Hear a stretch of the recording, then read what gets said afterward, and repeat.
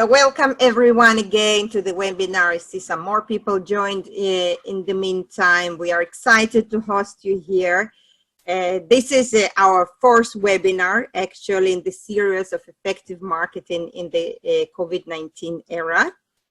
We had three previous webinars that were run weekly. You can see here the people who spoke at these webinars. We had really a large variety of speakers, many different topics discussed. So starting from branding, new technologies, digital transformation, product innovation. It's all designed to give you ideas, what opportunities, what activities can be done at this time to upgrade your marketing efforts and to take your business forward. Everything is on a dedicated YouTube channel. That's why if you missed a webinar, if you missed part of it, you can go to the YouTube channel. This is how you can find it. You can go there and view all the recordings. Also, if you register for the webinar, you'll be also getting an emailer with the recording. Today, we are going to walk you through the online events. How do you build the event? How do you attract the audience? This is what I'm going to talk about. Then Riza will take it for one step forward, and she will speak how you can monetize, how you can track leads and generate ROI from your event. And Luna will share with us her inspiring case study, how she switched from offline to online in just a few days. And in the end, we'll have a dedicated Q&A session.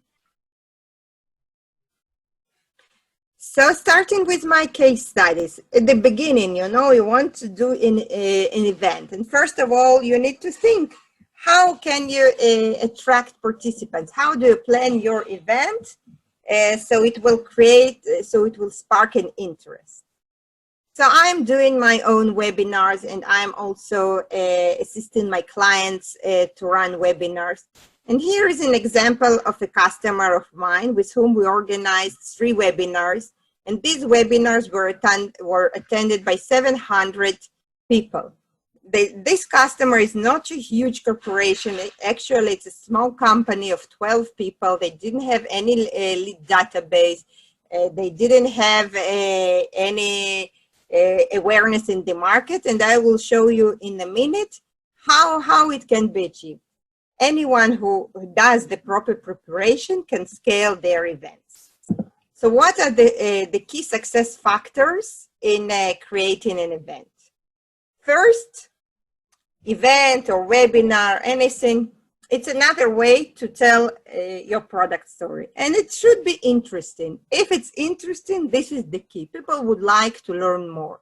So you can have an interesting speaker, you can have an interesting angle, and it should be interesting for your target audience. Something that is interesting for me is not specifically interesting for Luna or Risa. So you need to think also whom you are targeting. Secondly, the way you promote it, it should be creative, it should be teasing people. It should really stand out in order to succeed, because there are so many promotions out there. The third part, which is also crucial, is collaboration. So all your organization, if you have distributors, everyone needs to be engaged and on top, and it should be a joint effort. This is how you can make an impact. And the fourth thing, which is very, very important, especially if you run a series of webinar series of events, you need to act promptly and effectively post-webinar, creating communication, creating a follow-up. This is crucial for the success. So just a little of a deep dive. Now I said interesting story, so it's very general, but how do you create this interesting story? So you need to keep in mind 3 things in mind. First of all, who is your target audience? Whom are you targeting? Is it B2B, end customers? Maybe it's investors. In what field are they? What is their interest? So you really need to think as if you are looking at it from their perspective. Secondly, what is the story angle? There are different ways to tell the story, to speak about your product. You need to think what would be most interesting for your target audience. One is the speakers. Now we are blessed to have a variety of speakers because people have time. Now many of them are at home, at least in Europe, in US, and you have an opportunity to get really good speakers. So you need to think who is your best fit here, and also it's also a way to endorse the speaker, to give them this global stage. So it's a mutual benefit. It's a win-win, and you need to carefully pick your speakers because it's also a crucial part of success. The second part is promotion. You know, you found the great story, you have a great angle, but now you need to promote it. I'm a big advocate of video. I think that video is worth 1,000 of words and 1,000 of pictures. This is also working better on social media. And I strongly recommend you to create these teaser videos, and I'll show you an example in a minute. The second thing is social media. You know, you need to share it on all your social media channels, but not only that, there are lots of communities on social media, different groups on LinkedIn, on Facebook, so you can choose your groups that are relevant for you. You can join them. You can see the tone of voice there in order not to spam. And once you start creating this engagement with the group, you can also post the invitation there and grow through organic communities. And I personally is a big fan of this method. And third, as I said, collaboration. So you can ask all your distributors, all your workers to share the posts. Once it's shared, it's a huge impact. So these are the three key tips for the promotion. Organic promotion, not, you know, before you start paying, and in some cases you need to also to do a paid campaign. And last thing, okay, you did the webinar, you got the attendance, but now what? So webinar can be repurposed in a lot of ways. First of all, it's creating new content. Secondly, and Reza will deep dive into it, it's creating new leads. So you need to think how you assess the leads, what you do next. So Reza will talk about it. And the third part, it's actually a build up for the future. If you are running a series of webinars, this is the way to promote them, to start building your infrastructure and relationship with the database that you collected through the webinar. So all of these were theory and tips. And now I want to show you an example how it's implemented. An example of the company that I described earlier. They are called Novoxel. It's an aesthetic medical device company.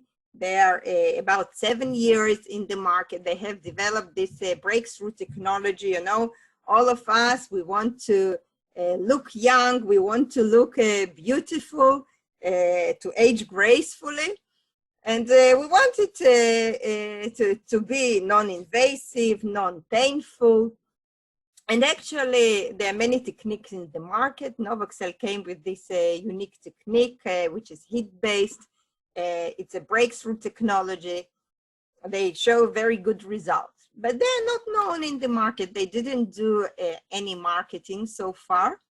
And their awareness in the market is quite low. Though they have like 10 distributors all around the world, even the B2B audience don't know so much about them. So when we approached this webinar project, we thought, okay, what is our objective? Why should we do a webinar? First of all, we want to create this awareness, and webinars are a perfect way to generate awareness, to spark the interest in the company. We want to convey the message that it's a breakthrough technology, it's a great ROI, It can treat areas that can't be treated by other modalities. So it's a unique solution. All of that we want to convey and create the awareness in the market that will later lead to demand. The target audience, there are two target audiences. So first, it's B2B, it's physicians who can purchase this. And the second target audience are potential investors. Maybe, you know, it will lead to something bigger than just the purchase of the system. So how did we build the story? These were the fundamentals. First of all, we decided to do a series of webinars that will be telling the story through different perspectives. Each one is unique. So the first one was a very strong topic, assisted drug delivery. It's something that can't be done with many modalities, and it's a huge problem in aesthetics. So it's something that will immediately spark an interest. And then we chose different topics like the business perspective, indications that can't be treated by other modalities. And also a distributor from Taiwan approached us and said, you know, we have now a doctor who wants to do a webinar on Asian skin. We said, okay, it would be like a side webinar. Let's do it. And I'll show you in a moment what were the results. So we added the Asian skin into our plan. These are the webinars that we did so far, 3 webinars, different speakers, different perspectives. How did we plan the promotion? You remember the steps? So now I'm showing how it's implemented. So at first, we engaged with the distributors. This was key to make them engage, to make them our partners, to want them to promote it. So ahead of the webinars, we send them a letter saying, listen, we are going to have these 3 webinars. We need your support. Together we are stronger. Let's do it big together. It's a mutual interest worldwide. And that got them on the hook. They wanted to do it because they saw that everyone is benefiting from it. Secondly, we focused our efforts. Rather than doing lots of webinars, we decided, okay, we'll do a few, but they are going to be strong, and we started with our strongest topic. And third is a catchy promotion to share. So we did this video, and I'll show you it in a moment. So what we did in this video is start with kind of a hook, saying, okay, drug delivery, it's a hot topic. It can be only like 1 to 5% of the drugs can be penetrated, and there are no devices in the market that can actually solve this problem. So the people got interested. They wanted to know about this new solution in the market. And this is how we sparked this initial interest. Secondly, we got a really good collaboration from distributors and the sales manager. He was really pushing the distributors forward. He was pushing them to share it on their social medias. So I think we have someone. Okay.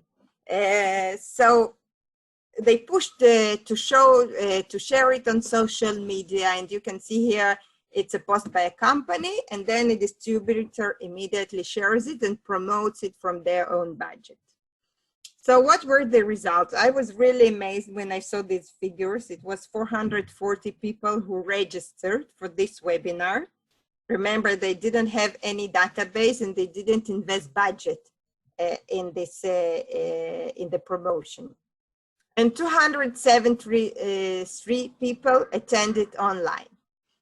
So I said, wow, this is impressive, but will it hold, you know, when we choose topics that are not that strong? Remember the other 2.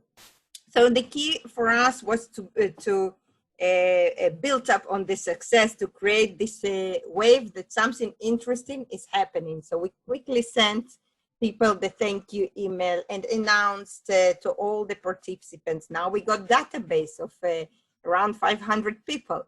So we quickly utilized it to announce on the next webinars to come. And we sent one message to distributors.